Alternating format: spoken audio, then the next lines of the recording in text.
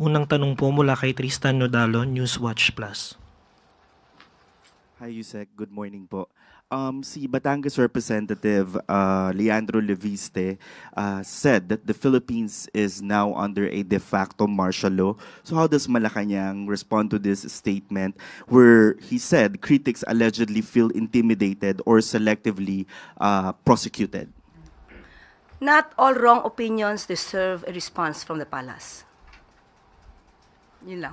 Okay, but given his following, ma'am, and yung mga kubaga parang nakikinig sa kanya with this kind of pronouncements, ano po ang masasabi dito ng palasyo? Unang-una po, mismong mga taga-media, kayo po na miyembro ng MPC, ay makakaramdam kung totoo po ba ang kanyang mga sinasabi. Next question po, Ann Soberano, Bombo Radio. Yusek, good morning. Ma'am, kahapon na-i-refer na po ang dalawang verified impeachment complaints laban kay Pangulong Marcos. How does Malacanang view the referral of the impeachment complaint against the President to the House Committee on Justice? And does Malacanang see the referral as routine constitutional process or as an attack on the administration? Thank you. Ginagalang po ng Pangulo kung ano man po ang mga activities, ginagawa at mga desisyon po ng House of Representatives. So, hayaan po natin ang proseso na umandar na naaayon sa batas. Pero does ma'am, nakikita niyo po ba na ito ay isang pag-atake din sa administrasyon? In a way, yes. Dahil sabi po natin, ang anumang pagsasampa ng impeachment complaint ay hindi lang ang Pangulo maapektuhan, kundi mismo ang bansa at ang ekonomiya. Ma'am, last na lang po. Paano po tutugunan ng palasyo ang impeachment efforts na posibleng magkaroon ng distraction sa mga national issues? Also, makikipagtulungan din po ba ang Malacanang sa Kongreso sakaling humiling ang House Justice Committee ng mga documents? Unang-una po, itong mga impeachment complaint na naisampa laban sa Pangulo ay hindi po mapapahinto, hindi po mapapatigil ang Pangulo sa patuloy niyang pagtatrabaho para iangat ang buhay ng bawat Pilipino.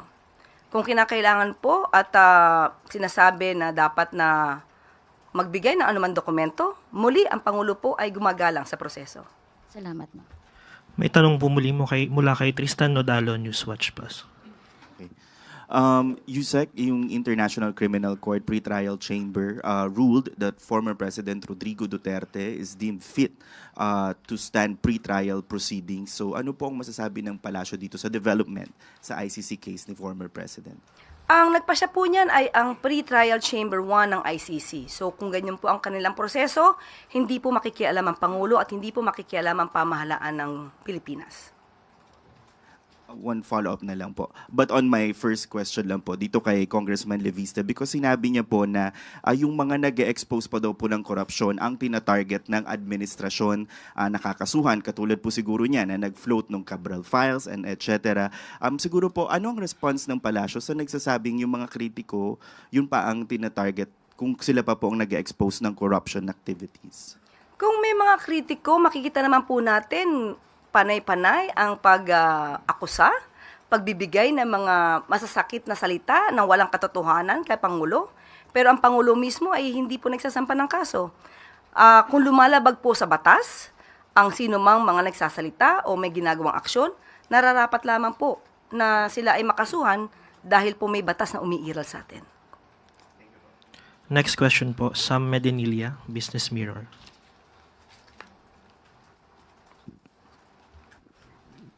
Good morning, ma'am. Kanina po na-mention na po nila yung mga napag-usapan dun sa meeting ni President with the economic managers. May na-mention po about na figures, response si Pangulo regarding sa employment, poverty incidents, tsaka inflation. May comment rin po ba si Pangulo regarding dun sa slowdown ng GDP last year at tsaka yung projected na mas lower na growth sa this year? Ito po yung napag-usapan, pero ang mga detalye pong ito ay ibibigay po sa inyo dahil ito lamang po ang sa atin na ibigay sa ngayon.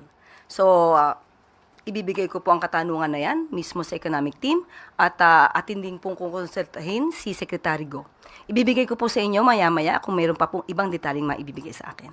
Follow-up na lang po. May naging instruction po ba si President Marcos sa economic managers during the meeting? At kung meron rin po bang naging commitment ng economic team? Ang nais lamang po ng Pangulo ay gumanda ang ekonomiya ng bansa. So yun po ang pinaka-target in general ng Pangulo. Thank you po. Next question po, Alvin Baltasar, Radyo Pilipinas. Yusek, good morning po. Yusek, ano pong reaction natin doon sa naging pag-i-inhibit ni House Majority Leader Sandro Marcos from all impeachment proceedings against the President? Yes, the act of Congressman Sandro Marcos inhibiting himself voluntarily from this issue, especially regarding the impeachment complaint filed against his own father. It is a hallmark of a statesman. It shows his character, it shows his decency, and we believe that it is the right thing to do. Follow up lang, Yusek. Was this the advice from the President himself to his son?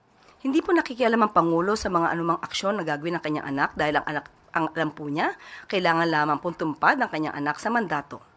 Bilang public servant, alam po ni Congressman Marcos kung ano po ang sinasabi ng batas at ano po ang dapat niyang gawin. Thank you po, Yusek. Next question po, Julie Baiza, 1PH. Good morning po, Yusek.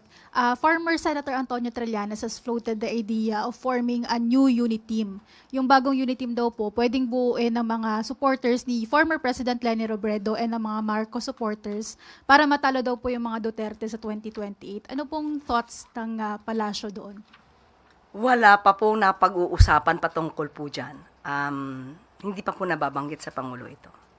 So wala pa pong response. Pero ang palasyo po pa bukas na makipagtulungan sa mga naging oposisyon or kalaban ng Pangulo noong 2022. Wala po tayo masasabi sa ngayon. Maybe it's too early to comment on that.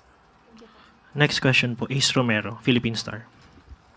Yusek, you mentioned the President is pushing for budget reforms during the meeting with economic team to avoid a repeat of the flood control scandal. What specific measures are being pushed by the President to prevent that controversy from repeating? Ngayon pa lang po, ipinansisimulan na po niya. Unang-una, meron po tayong mga transparency portal para kung ano man po ang mga mangyayaring activities sa mga ahensya ng gobyerno ay makikita na po ng tao, lalo-lalo na po yung mga tungkol sa procurement at sa mga bidding. Isa po yan. At unang-una sinasabi rin po, pati nga po kanina sinabi ko tungkol sa LGU, naggastos ng pera na naaayon at dapat may transparency and accountability. Did the economic team and the President discuss about the weakening of the peso during that meeting?